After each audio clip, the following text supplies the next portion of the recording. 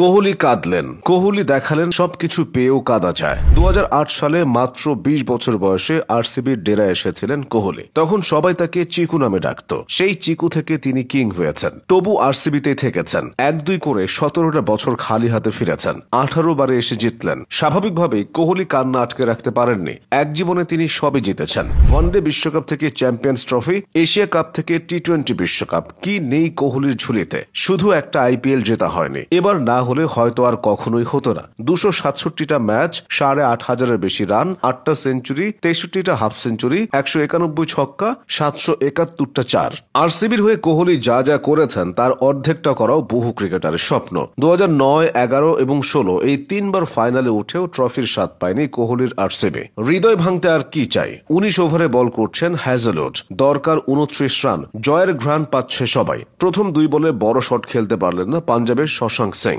নিশ্চিত হলো আরসিবির ট্রফি। তখনই ক্যামেরার লেন্স বিরাটের দিকে। হাত দিয়ে ঢাকা চোখ। কোমর থেকে টাওয়েলটা বের করে চোখ মুছে নিলেন। টাওয়েল সরাতেই দেখা গেল চোখ লাল, কাঁদছেন বিরাট কোহলি। ম্যাচ জয়ের পর তো মাঠেই শুয়ে পড়েন মডার্ন ডে গ্রেট কোহলি। কোহলির নামের সঙ্গে ট্র্যাজিক হিরো তকমাটা বসে গিয়েছিল।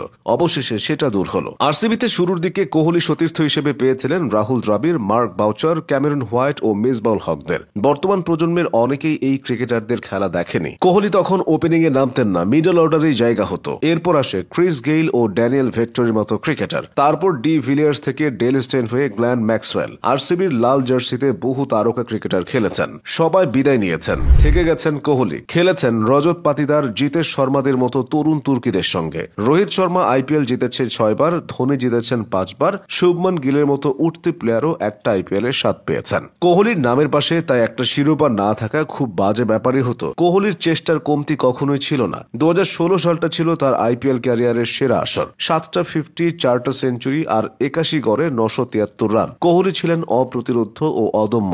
আইপিএল এর এক আসরে তার সর্বোচ্চ রানের রেকর্ডটা এখনো টিকে আছে। কোহলির ব্যাটে ভর করেই 2016-তে আরসিবি ফাইনালে উঠে যায়। বেঙ্গালুরুর সমর্থকরাও আশায় বুক বাঁধে। প্রথম শিরোপাটা তারা পেতে যাচ্ছেন। তবে ফাইনালে ওয়ার্নার, মুস্তাফিজদের হায়দ্রাবাদের কাছে হারতে হয় তাদেরকে। ধীর ইনিংস, কম স্ট্রাইক রেট, কোহলিকে নিয়ে সমালোচনা আছে। তবে ম্যাচ শেষে বিরাট জানিয়ে দেন, আমি ইম্প্যাক্ট প্লেয়ার হতে চাই না, আমি মাঠে ইম্প্যাক্ট ফেলতে চাই। 20 ওভার ফিল্ডিং করে প্রতিটি বলের পেছনে ছুটে দলকে কিছু দিতে চাই। দিয়েছেনও তাই। প্রতিপক্ষের উইকেট পতনের পর বোলারের চেয়ে কোহলির উদযাপনই বেশি দেখা যায়। 36 বছরের একটা ক্রিকেটারের কাছ থেকে এমন ডেডিকেশন দেখাই যায় না। কোহলির চেয়ে কম বয়সে ক্লাসেন, ডি ভিলিয়ার্স, স্মিথরা ক্রিকেট থেকে সরে দাঁড়াচ্ছেন। অথচ কোহলিকে ঘিরে 2027 বিশ্বকাপ জয়ের স্বপ্ন বুনছে টিম ইন্ডিয়া। কোহলির মতো ফিট ক্রিকেটার খুব কমই আছেন। 36 বছর বয়সেও 24 বছরের যুবকের মতো তার ক্ষিপ্রতা। সিঙ্গেল আর ডাবল রান নেওয়ার সময় কোহলির চিতার মতো গতি সবাইকে অবাক করে। কোহলির অপর প্রান্তের ব্যাটসম্যান যেই হোক না কেন, দৌড়ে কোহলির সঙ্গে পেরে ওঠা কঠিন। ক্রিস্টিয়ানো রোনালদোকে আইডল মানা কোহলি হয়ে উঠেছেন ক্রিকেটের ক্রিস্টিয়ানো।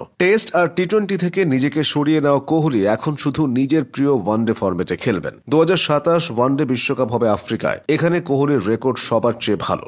সবকিছু জিতে ফেলা কোহলির চোখ এখন 2027 ওয়ানডে বিশ্বকাপে।